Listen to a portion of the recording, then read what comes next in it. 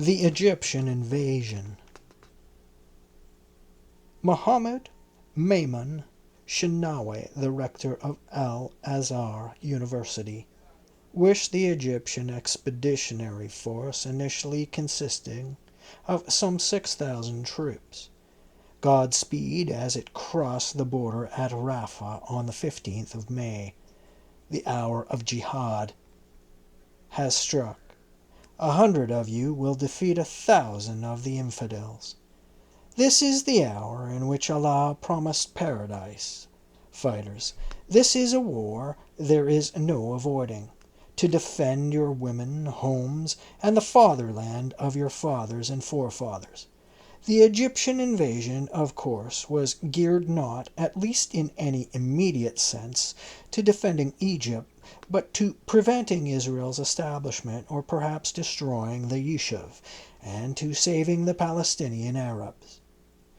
But perhaps, understandably, Farouk rejected Hajj Amin al-Husseini's request to accompany the expeditionary force, or to support the establishment of a Palestinian Arab provisional government. During the run-up to the war, the Egyptian army had failed to prepare. In line with the Anglo-Egyptian Treaty of 1936, the British equipped and helped train the Egyptian army.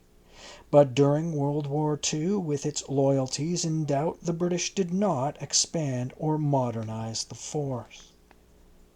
But at the end of the war, to meet British Cold War needs, a plan was set in motion to vastly expand the army to 3 divisions. A team of 50 British officers advised and trained it. In reports home, however, they wrote that the Egyptians were corrupt, lazy egotists, and stupid. The initial target for 1949 was a 1 infantry division army with auxiliary, armored, and artillery contingents, and a small navy and air force. But Anglo-Egyptian political tensions, centering on Cairo's demand for the closure of Britain's canal-side bases, stymied progress. Indeed, in December 1947, January 1948, the Egyptians sent the British military mission packing. Inevitably, this affected not only training but arms deliveries. Except for some Spitfire fighter aircraft, little new equipment reached Egypt during the countdown to the invasion. At the end of 1947, the Egyptians pressed London along with requests for heavy equipment, tanks, planes, and artillery pieces for a small quantity of mustard gas, phosgene cylinders, and tear gas capsules for training purposes. The British said no. Though on paper the Egyptian ground forces consisted of 4 brigades, 3 infantry, and 1 armor, they were in fact far smaller in May 1948. There were 2 infantry brigades and 1 undersized tank battalion, some 30 tanks in all, but without guns, and several dozen armored cars, most of them Bren guns carriers, and some Humber 3s and 4s, and half-tracks dispersed among the infantry battalions. Egyptian artillery consisted of 30 25-pounders and 2 dozen or so undependable older pieces, 18-pounders and 3.7-inch and 4.5-inch howitzers. There were also some anti-tank guns. On paper, the Egyptian Air Force, the Arab world's largest, consisted of 7 squadrons, 2 of them with 32 serviceable aircraft of Spitfire IX fighters, and 2 of bombers, mainly converted Dakota C-47 transports. The withdrawal of the British mission rapidly reduced the effectiveness of the force, which lacked qualified pilots, ground crews, and spare parts. On the 26th of April, General Ahmed Ali Muwawi was appointed to command, the Expeditionary Force, whose lead elements were deployed that day in El Arish, in eastern Sinai. Colonel Mohammed Negoib was his deputy. The force, which crossed into Palestine on the 15th to 16th May, and, in Allenby's footsteps, pushed northward into the Gaza Strip, up the coast road, consisting of a reinforced brigade group composed of the 1st, 6th, and 9th Battalions, a support battalion of 3-inch mortars and machine guns, an artillery battalion consisting of 24 25-pounders, a battalion of 24 armored cars, and support units including anti-tank and anti-aircraft guns. During the following 3 weeks, the Egyptians reinforced the column with an additional regular battalion, the 2nd and 3 reserve battalions, the 3rd, 4th, and 7th, and the battalion of light tanks and some old howitzers, and restructured the expeditionary force into 2 brigade groups, the 2nd and 4th.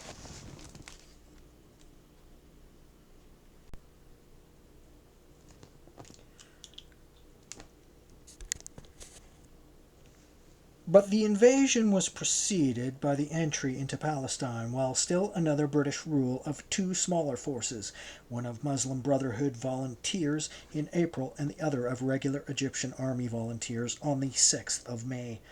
These regulars, designated the Light Forces, initially 124 men and 4 officers, were charged with reconnaissance tasks preceding the invasion.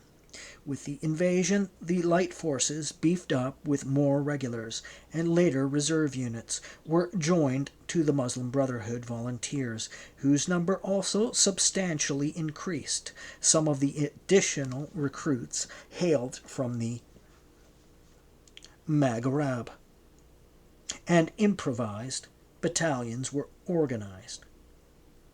The whole force was placed under the command of the Light Forces commander, Colonel Ahmed Abd al-Aziz, and was to constitute the right wing of the invasion.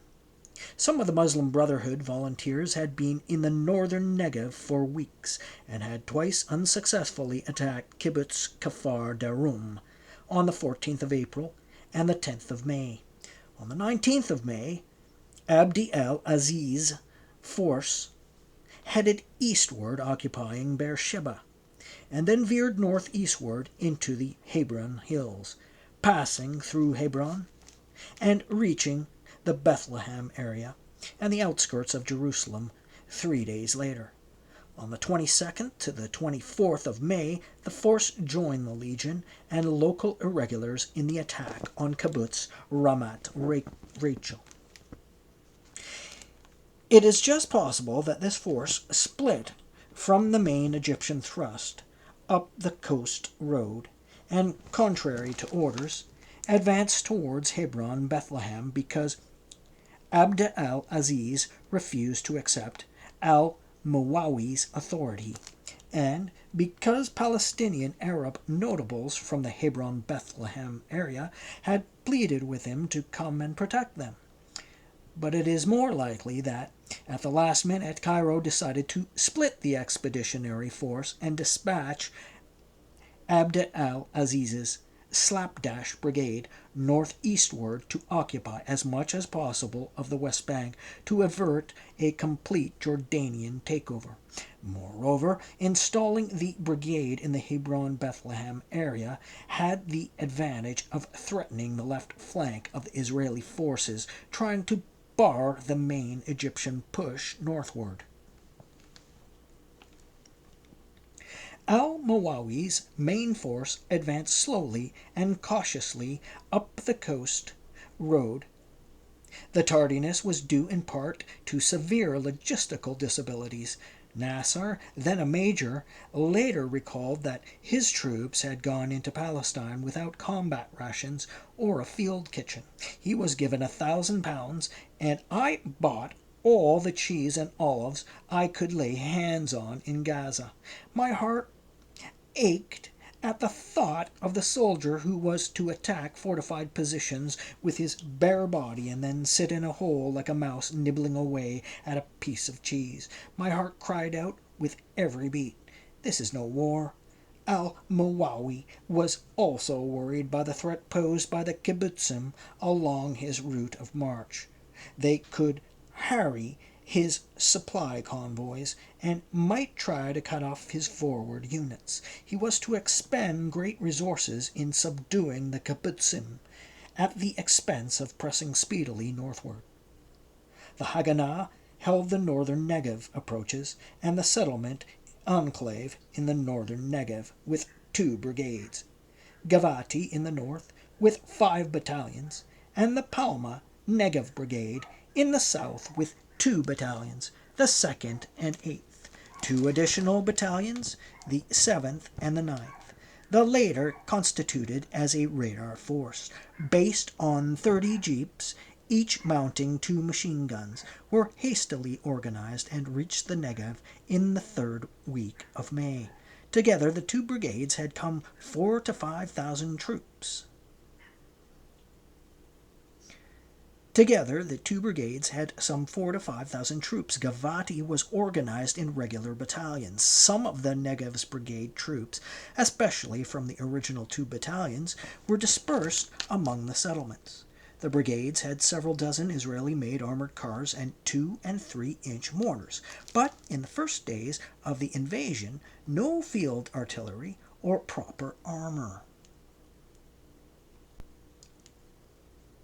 In classic fashion, the Egyptians heralded the invasion with a dawn attack by a foursome of Spitfires on the 15th of May on Tel Aviv's airfield, Sede Dov, where the bulk of the Haganah aircraft were concentrated, Dusam, and the neighborhood Reading Power Station. A number of Israeli aircraft were destroyed and others hit, and 5 Israelis were killed. The anti-aircraft gunners were caught with their pants down. During the following hours, additional waves of Egyptian aircraft bombed and strafed targets around Tel Aviv, but with little success. 1 Spitfire was downed and its pilot captured. The Egyptian Air Force continued raiding Tel Aviv during the next 6 days, the most severe attack on the 18th of May, killing 42 civilians and wounding 100 in the central bus station.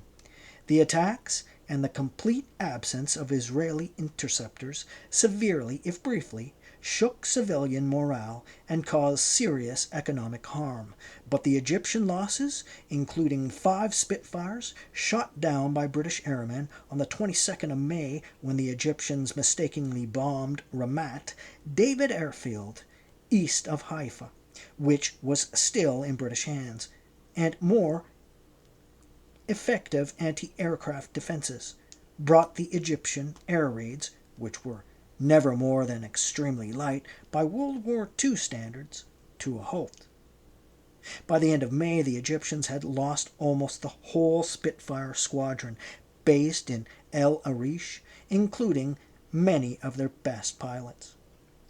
Just as the first Egyptian Spitfires were on their way to Tel Aviv, 2 infantry battalions, reinforced with armor and artillery, crossed the border just south of Rafah, and one battalion for each, attacked the settlements of Niram on the western edge of the Negev settlements enclave, and Kfar Darom, which sat astride the Rafah-Gaza road. The 2 kibbutzim and several neighboring settlements were the yeshiv's first line of defense. They were to prove exceptionally hard nuts to crack. Waves of Egyptian troops were severely bled and stalled at each outpost. When Yitzhak Sada, Ben-Gurion's military advisor, proposed immediately abandoning a few of the isolated southern settlements, which ultimately were militarily untenable, Ben-Gurion responded, "There is no hurry. Gaining time is a big thing." Ben-Gurion was proved right.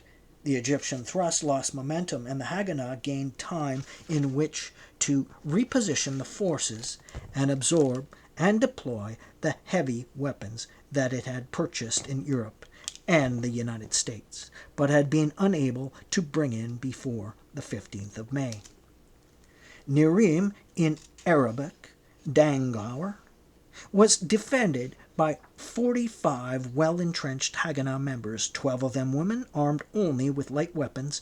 Their heaviest armaments were 2 machine guns and 2-inch mortar with 12 bombs, 6 of them, as it turned out, duds. The perimeter was mined and well fenced. The local Bedouin left the area a few days on Arab orders. Like the Bedouin, HIS knew that the kibbutz would be targeted. The Egyptian 6th Battalion attacked that morning, pounding the settlement first with artillery and mortars and then with the infantry assault. The Egyptians went in without adequate intelligence or planning. The infantry, perhaps 400 to 500 strong, were backed by 2 batteries of 25-pounders, a battery of 3-inch mortars, 20 Bren gun carriers, and half a dozen armored cars mounting 2 and 6-pounders. But the armor failed to reach and break through the perimeter fence, perhaps fearing landmines. The infantry was slow and appeared lethargic and without energy. The attackers were halted at the perimeter fence and retreated, leaving behind 12 to 35 dead. Additional casualties were taken to the rear. Nasir, who joined the battalion just after the attack, later recalled, "I felt that the dead left behind at Dangour symbolized the battalion's lack of faith in the cause for which it was fighting." Israeli observers estimated that 40% of the Egyptian casualties were caused by their own mortars. After the attack, the infantrymen sat down for lunch, some 650 yards away within sight of the settlement. The Egyptians then resumed their barrage and withdrew to Rafah, where they held a victory rally. Egyptian radio announced that Dangour had been taken. During the next 2 days, the Egyptians repeatedly bombed and shelled the settlement, but there were no further infantry assaults. A Palma squad, with a doctor, reached the settlement between bombardments. The defenders had suffered 7 dead and a handful of wounded, and the settlement buildings were completely destroyed. By the end of the first day, one Negev brigade officer, Chaim Bar-Lev, IDF Chief of General Staff 1968 to 1971, concluded that the outcome of the war had been settled because if 45 defenders had withstood about 1,000 Egyptians who were aided by fighter aircraft, artillery, and armor, and beat them, then the whole Yishuv could hold on in the war.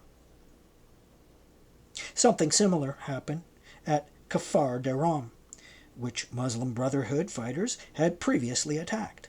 On the 15th of May, the kibbutz was defended by 40 members, 10 of them women, and 20 Palma Negev Brigade regulars who had light weapons, PIATs, and Molotov cocktails. A Palma relief column was ambushed a mile short of the kibbutz on the night of the 14th to 15th of May, and more than a dozen were killed or wounded. The Egyptian 1st Battalion, backed by more than a dozen armored vehicles, attacked after dawn.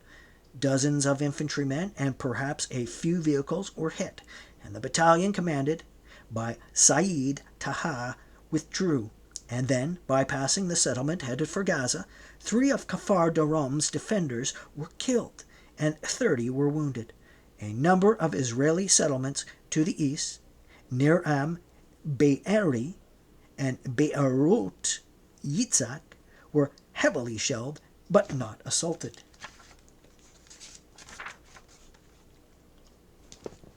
That evening, the 9th Battalion joined the 1st in Gaza, where al-Mawawi established his headquarters. The next 3 days were spent reorganizing while air and artillery forces pounded the Jewish settlements to the east. The Egyptians also dropped leaflets calling on the settlements to surrender in the name of the merciful Allah, for Allah sides with the good. On the 19th of May, the Egyptians resumed their advance northward, immediately taking fire from the roadside kibbutz Yad Mordecai, in Arabic Der Suniyat, which, perched on a hill, dominated the coastal road midway between Gaza and Majdal, today Ashkelon. The Hashomer Hatzair kibbutz was founded in 1943 and named after Mordecai and Nielowitz, the commander of the Warsaw Ghetto Uprising. Many members were ex-partisans. Among us were many whose homes had once before been demolished around them in the ghettos of Poland. In Stalingrad, one veteran of the impending battle was to write, "The kibbutz was in territory the United Nations had earmarked for Arab sovereignty. Unlike Niram and Kfar Daram, the Egyptians could not afford to leave it behind as they advanced northward. The Negev Brigade understood this and ordered the defenders to stand fast and delay the invaders for as long as possible. The time was needed to bolster the defenses further north and to absorb new weaponry. As Ben-Gurion put it, this is a race in that is against time. If we hold out for 2 weeks, we will win." An assembly of the kibbutz members decided on the evacuation of women and children and to fight to the last. On the night of the 18th-19th May, a small Israeli armored column reached the kibbutz and extricated its 92 children, contrary to orders from OC Negev Brigade Nahum Sarek. Left behind were 110 members, 20 of them women, and 2 squads of Palmaniks with light weapons, a medium machine gun, and a Piat. P-I-A-T. The Egyptians attacked just after dawn, the 19th of May, when fighters, batteries of 25-pounders and mortars pounded the settlement. But the 1st Battalion's assault, supported by a company of armor, just after noon, was driven back after initially breaching the perimeter fence. The Egyptians suffered dozens of dead, the kibbutz 5 dead and 11 wounded. Cairo radio announced that the settlement had fallen. The next morning, the 20th of May, the assault was resumed by the fresh 7th Battalion, this time supported by gun-mounting armored cars. In desperate hand-to-hand fighting along the perimeter, with much of the kibbutz on fire behind them, the defenders beat back 7 assaults. But 13 more Israelis died and 20 were wounded. Dozens of Egyptians also died. That night, the Palma sent in a platoon of reinforcements, which included 6 British Army deserters who had thrown in their lot in with the Jews, with another PIAT and 3 machine guns. The Egyptians spent the 21st to 22nd of May licking their wounds and shelling the kibbutz. The Egyptian Air Force prevented a relief column from reaching the site. The settlement's buildings were leveled, and the defenders had become inhabitants of caves and tunnels. By the 22nd of May, with dozens of wounded, the defenders were pleading for permission to withdraw. At 7:30 a.m., they radioed HQ. "Fear a second Kfar Etzion, that is, massacre. Allow us to evacuate, or send help. Extricate the women and wounded." At 11 o'clock, they radioed "no water, exhausted." At 2 o'clock p.m., they threatened to evacuate that night. "We haven't the strength to defend the settlement." The Egyptians were determined to take Yad Mordecai. They added another battalion, the 2nd, and artillery, and a tank, which hit the kibbutz through the 23rd May. Just before sunset, the battalions mounted a joint assault, preceded by a destructive broom of fire and shells. 4 waves tried, and 4 waves fell back, as they left behind them a trail of blood of 200 dead. They had tanks and artillery and aircraft, and we had a few grenades and machine guns. We pressed our human advantage.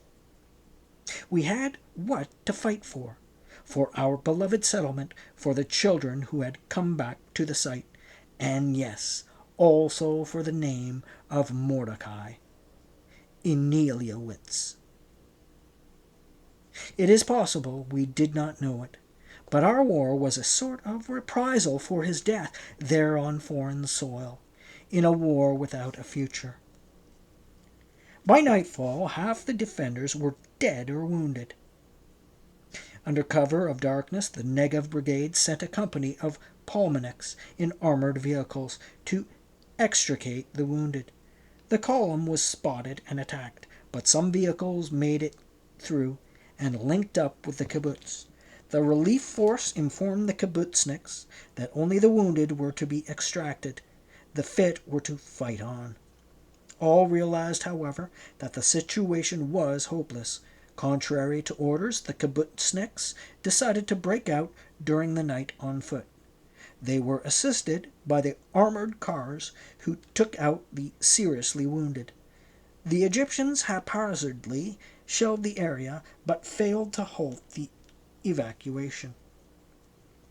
But 2 members, one of them a woman, Eleka Shafir, carrying a wounded Palmanik, were spotted and surrounded by Egyptian troops, who bayoneted all 3. Ben-Gurion subsequently criticized the evacuation. By morning, the kibbutzniks and Palmaniks had reached Israeli territory. Unaware, the Egyptians continued to shell the kibbutz through the early afternoon of the 24th of May. Then, hesitantly, they entered the ruins and raised a celebratory cheer. It was the first settlement they had actually vanquished. The price had been heavy. Hundreds had died or been seriously wounded, and the Haganah had forced a 4 to 5 day delay in the Egyptian advance northward, giving the Gavati Brigade time to prepare. During the last week of May, flying columns of the Negev and Gavati brigades harried the Egyptians. The embryonic IAF also took part, periodically bombing and converting civilian aircraft, Gaza, the Egyptian headquarters, and its environs. On the night of the 25th of May, 16 townspeople were reported killed in incendiaries, and 55 and 110-pound bombs. The Israelis believed that the Egyptian advance was directed at Tel Aviv. Israeli desperation was such that the 2 Palma Arab platoon scouts, David Mizrahi and Ezra Afghin Horan, were sent to Gaza reportedly to poison wells, as well as gather information. They were caught on the 22nd of May near Jimbalia with thermos flasks containing water contaminated with typhoid and diphtheria, or dysentery germs. According to King Farouk, Mizrahi and Afghan had apparently poured the concoction into one well before being captured and confessing. The 2 were executed on the 22nd of August. The Egyptians complained to London, but the Foreign Office thought it prudent to keep out. The one official minuted that the matter was so obnoxious that perhaps if the opportunity arose, Britain could express its disgust to the Israelis. The Egyptians reached Majdal on the 24th of May and made it their headquarters, setting up a defensive perimeter. Some observers thought that the Egyptians, wisely, had at this stage, in view of their logistical problems, decided to advance no further. But on the 28th of May, they renewed their push northward, reaching Ashdod. Their van, it's pronounced here Ishdod, and then in brackets Ashdod. Two pronunciations. But on the 28th of May, they renewed their push northward, reaching Ishdod. Their van digging in less than 2 miles beyond the village. This last leapfrog may have been prompted by a Jordanian request to relieve the pressure on Latrun. So at least the Haganah suspected. Ben-Gurion said, "The Egyptian army sent to Ashdod doesn't understand what it is fighting for, but the Egyptians may equally have sought to advance as far as possible toward Tel Aviv, or alternatively to reach the northern edge, that is, Ashdod, of the southern portion of Palestine allotted in the UN partition resolution to the Palestinian Arabs. In any event, the Egyptians never advanced further and quickly lost the initiative, which they were never to regain during the war. In less than a week, 2 Israeli efforts changed the strategic picture in the south. In the first action, just before sunset, on the 29th of May, a foursome of Israeli Messerschmitts, the first assembled and sent into action, took off from Ekron airfield, less than 10 miles from Ashdod. Givati Brigade's cultural officer, the poet, and former anti-Nazi partisan, Abba Kovner, witnessing the takeoff, wrote, "All that the Jewish people had was sent aloft." One of the pilots was Ezer Weizman, who was to command Israel's Air Force in the 1960s and was later to serve as the state's president.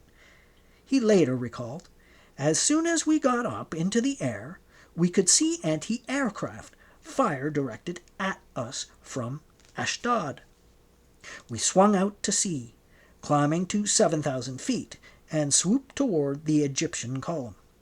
The sight took my breath away.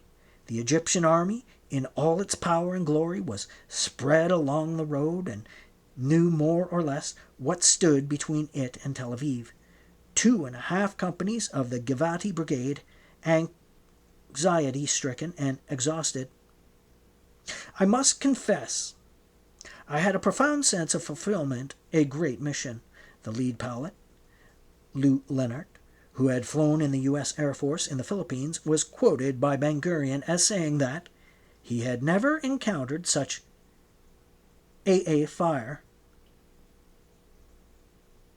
Each pilot made 3 passes, bombing the center of Ashdod and strafing the Egyptian troops. By conventional standards, the attack was a failure. Few, if any, Egyptians were killed. All 3 planes, 20mm cannons, stopped firing after the first burst. One plane was shot down and another crash-landed badly, bending a wing. But the attack had a strong psychological impact. One intercepted Egyptian radio message stated, "We have been heavily attacked by enemy aircraft. We are dispersing." Conversing, the watching Israeli troops nearby were uplifted by the spectacle. For the first time, they were receiving real air support. Thereafter, the Egyptians felt that they had lost their supremacy and remained fearful of air attack.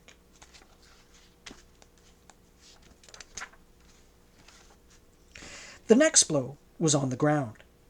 Fearing a resumption of the advance on Tel Aviv, HGS ordered the Givati and Negev brigades to attack and destroy the Egyptian vanguard. In Mitzvah Pleshet, Operation Philistia, or the Battle of Ashdod, mistakenly portrayed in traditional Zionist historiography as the crucial action in which the Egyptian advance was stymied, some 2,000 IDF soldiers faced a slightly larger force of 2,900 entrenched Egyptians of the 1st, 2nd, and 9th Battalions. Moreover, the Israelis dispersed their effort in a way that increased their numerical disadvantage at most points of contact.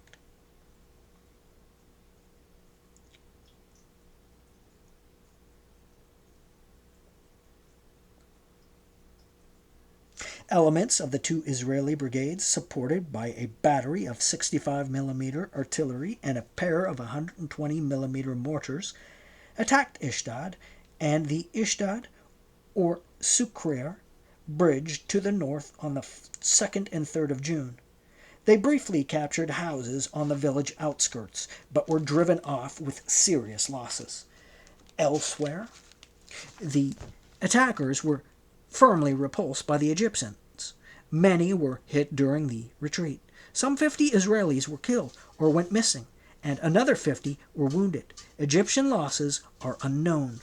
But the unsuccessful attack caused alarm amounting almost to panic in the Egyptian command, which feared that the forces north of Majdal were overstretched and might be cut off.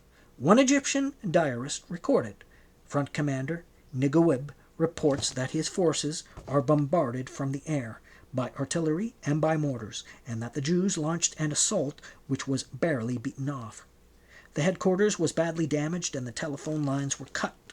The fear of being cut off was exasperated by a Gavati ambush just south of Ishtad, which shot up a supply column from Majdal. An additional reason for Israeli joy was the success that day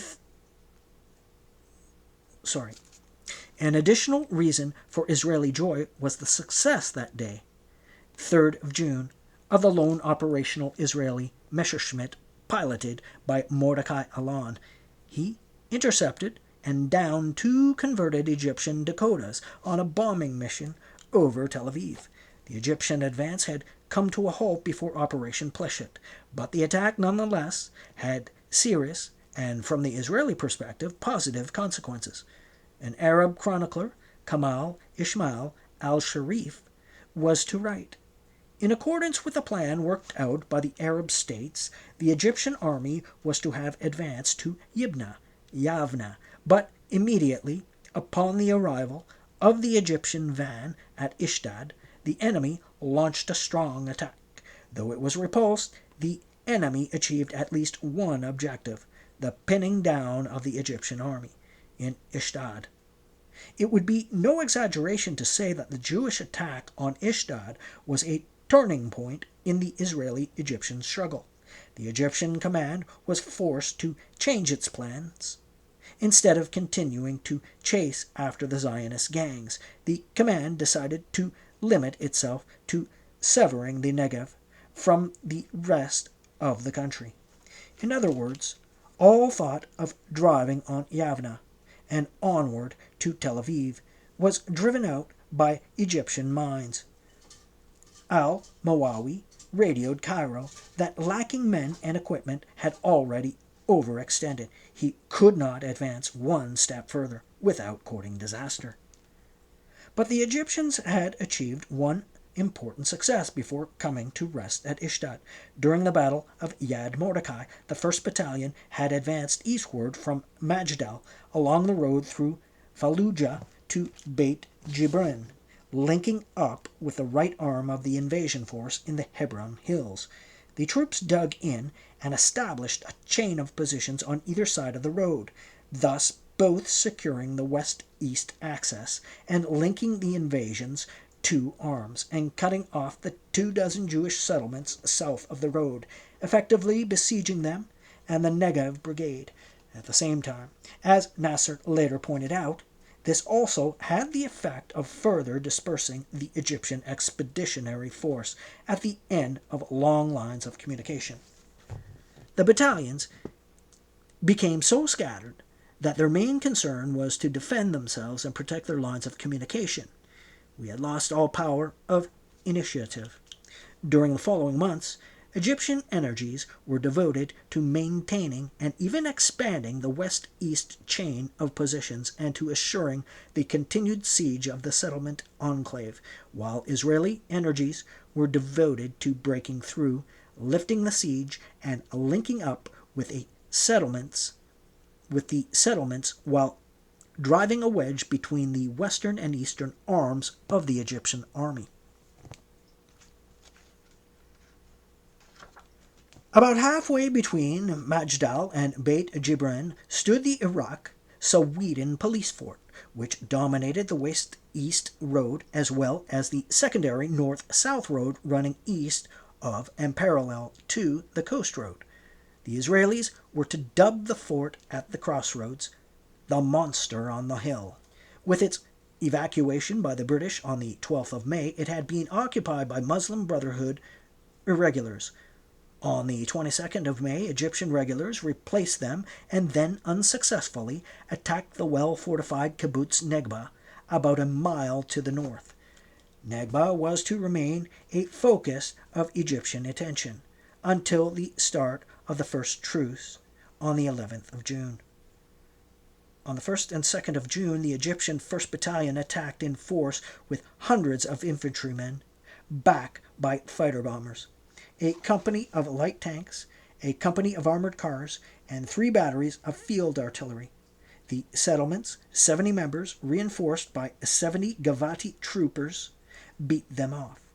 At one point, Egyptian armor broke through the perimeter fence but was driven off by Molotov cocktails and a lone Piat, P-I-A-T. The defenders were helped at a crucial moment by the arrival of a column of machine gun mounting Negev brigade jeeps, which struck the attackers from the flank. The Egyptians retreated. The defenders suffered 8 dead and 11 wounded. The Egyptians more than 100 casualties. After Ishtad and the failure at Negba, all thought of further aggressive action seems to have vanished in the Egyptian command. Indeed, Kirkbride conjectured that the Egyptians had entered into a tacit mutual non-interference pact with the Jewish colony, that is, colonies, in the area of Palestine which they occupy, a case of live and let live. But this was far-fetched. The Egyptians were to take one more settlement, Kibbutz Nitzanim, between Majdal and Ishtad. The Egyptians had bypassed it in their advance northward. But with a truce just days away, they could not afford to leave it astride their main supply route. On the 7th of June, the 9th Battalion, supported by troops from the 7th Battalion, armor, artillery, and fighter bombers, launched a determined assault and, despite an initial repulse, penetrated the perimeter fence. Gradually, they rolled up the 140 defenders. Among the attackers was Abdel al-Hakim Amr, Nasser's friend and colleague, later the Egyptian Army's Chief of Staff and Defense Minister, who committed suicide or was murdered by Nasser's agents in 1967, following the Egyptian defeat in the 6 Days War. The IDF command failed to send reinforcements, and the settlement's lone Piat was put out of action early in the battle. 33 of the defenders were dead and 16 wounded when the outpost's commanders realized that further resistance was useless and opted for surrender. The Egyptians prevented their local auxiliaries from massacring the POWs. 105 Israelis surrendered. 3 or 4 were subsequently murdered by the Egyptians or irregulars. Among them were Abraham Schwartzstein, the settlement OC, and his radio woman, Mira Ben-Ari. The two, carrying a white flag, had left their bunker and walked toward the group of Egyptian officers. One Egyptian, Abd al-Munim Khalif, drew a pistol and emptied it into Schwarzenstein. Ben-Ari shot Khalif dead, and the other Egyptians then shot Ben-Ari. The unauthorized surrender was regarded by the IDF command as shameful. It is better to die in the trenches of our homes than to surrender to the murderous invader, insisted the Gavati battle broadsheet, written 2 days later by Abba Kovner. For their part, the kibbutz members and the political body of kibbutz belonged to the liberal Ha'oved Hatzioni, charged that the high command, dominated by socialists, had been indifferent to Nizam's fate, and had failed to arm the kibbutz adequately or to send a relief force. Kovner's attack was seen as adding insult to injury. At war's end, the kibbutzniks demanded a committee of inquiry. In April 1949, the committee ruled that the kibbutzniks and soldiers had fought bravely and that the High Command should have reinforced the settlement. It rehabilitated the fighters and criticized Kovner, but also cleared Givati's commanders of any political bias in their dealings with the kibbutz. To be sure, the stubborn resistance of the kibbutzim along the Egyptian line of advance had demonstrated that the expeditionary force lacked the wherewithal even to push beyond Ishtad, let alone reach Tel Aviv. By the end of May, al-Mawawi had hunkered down just north of Ishtad, 18 miles short of Tel Aviv. Perhaps those had been his orders from the first, or perhaps the resistance of the size and incompetence of his forces and supply problems had been decisive. By the start of the first truce, the Egyptian battalions were strung out and entrenched along the road between Rafah and Ishtad, between Majdal and Beit Jibrin, and between Beersheba and Bethlehem. Its lines were long and vulnerable, and its forces dispersed. The Egyptians were no longer capable of mounting a serious offensive. Invasions in the north. The Iraqis. As with the Egyptian army at the end of the World War II under British tutelage,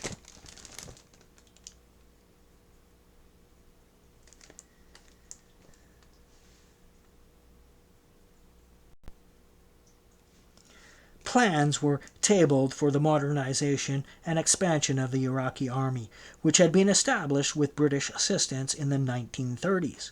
The 5-year plan called for a 3-division army with an armored brigade and a 5-squadron air force. Here, too, the thinking was geared to a possible Soviet threat, but Anglo-Iraqi relations were seriously subverted in January 1948 when riots erupted in Baghdad after the signing of a new Anglo-Iraqi defense agreement in Portsmouth. These halted cooperation in the 5-year plan and the supply of additional British weapons, though a last-minute transfer of ammunition was completed in early spring. On the eve of the invasion, the Iraqi army consisted of 2 under-equipped, undersized infantry divisions and a poorly equipped armored brigade with some 120 armored cars, about 70 of them Humber 4s, and Damblers mounting 2-pounder or 6-pounder guns.